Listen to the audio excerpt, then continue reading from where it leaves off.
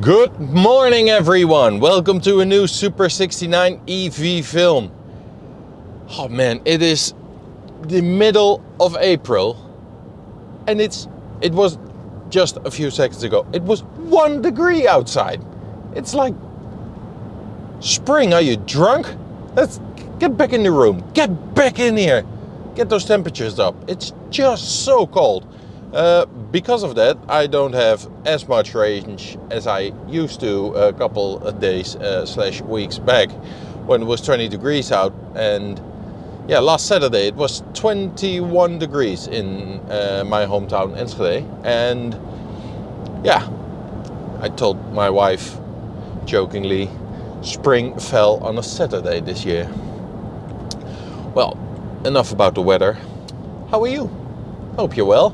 And I just wanted to make a video because I saw a lot of negative news lately in the press that a lot of companies are rethinking their EV strategy, and a lot of countries aren't sure if the EV transition will fully pull through, or they're starting to quit on subsidies or start adding tax to EVs, which is all very normal, but we're still a bit early in the curve. And if I look around, in the Netherlands there are if you look percent-wise, there are a lot of EVs in the country, and a lot of people who are driving EVs, but still a lot of cars are petrol powered, and I think we're still a bit early. But it also creates chances, because wow, there are some deals to be had. I'm not a big Ford guy, I told you before, but I do like the Mustang Mach E GT. In the orange or the grabber blue, I think it's a stunning vehicle. You can get them as low as 45,000 euros. That's a 70,000 euro car new in the Netherlands, or it used to be. Ford reduced the price by, I believe, 15 grand. So that's not helping the guys who are selling them second hand, but wow, what a tremendous car. And also I saw that the VW ID4 GTXs are rapidly declining in price. I like them. I think it's a cool car. Not sure if they're so good, but cool car nonetheless. If you're into Polestars, sorry, I'm not, but they are also rapidly declining in price. Polestar 2 with the performance pack is a cool car. It has all-in suspension, of course, so yeah, good styling. I like them. And there's a funny thing going on with the Volvo EX30. I talked to someone at a Volvo dealership, and he told me that after the initial launch of the car, which everyone said it was a great success, and of course it was, everyone was lyrical about it, and the performance version was the fastest accelerating Volvo ever to be built, and it was even electric. It was all one big good news show. Everyone at Volvo was feeling good and everyone was happy. Then the reviews came out, and people from Volvo in the Netherlands, they were sharing all these raving reviews on the car. But I saw one from autocar.co.uk, a magazine I rate very highly. I used to be a subscriber to the magazine and got it delivered to my doorstep every week. And over the years, I didn't read a lot in the magazine, which I thought, I don't think you're fully understanding it, or it's not right what you're writing. They are really good and thorough journalists. And they were complaining about the menu system, and as was Johnny Smith from the Late Break Show. And I posted a reply to one of the Volvo Netherlands employees on LinkedIn, and I asked him, like, yeah, of course there are raving reviews, but because fundamentally it will be a good car, but There are also some concerns regarding the software. Is this true? And in what light do we have to see those conclusions? And he just plainly dismissed them. Yeah, of course, there's always this one journalist that isn't satisfied with what we built, but it's a great car and it is perfect and there will be updates, and they just plain out dismissed it and didn't even want to hear that there were some negative opinions about the car or its software.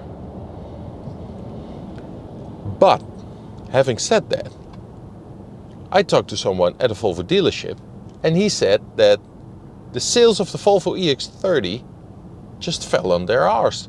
There's no one who is ordering another car. Of course, all the cars that were being ordered are being delivered now, and you see them on the roads plenty often in the meantime. But there are people who that are the people who ordered them in advance and ordered them very early. But other people just aren't buying them. Of course, EV sales have slowed down a bit, but I think it's just temporarily, because a couple of weeks back I got a call from a customer of mine and he told me, "You sold me an i4, I'm really pleased with it, but we're going back to a plug-in hybrid. We do long distances on holidays and I just don't want an EV anymore." And he had other reasons for it. And I thought, okay, well, we've thought this through very thoroughly.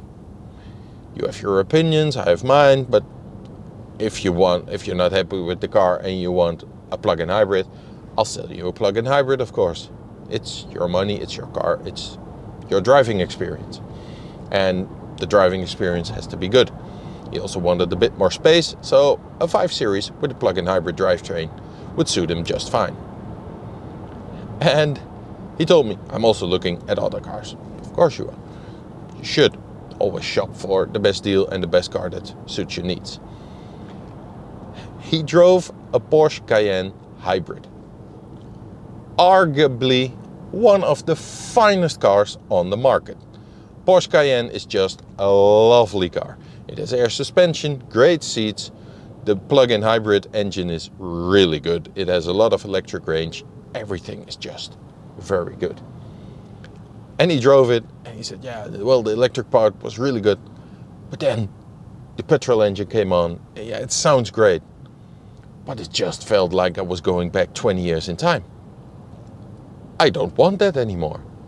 I want a modern driving experience.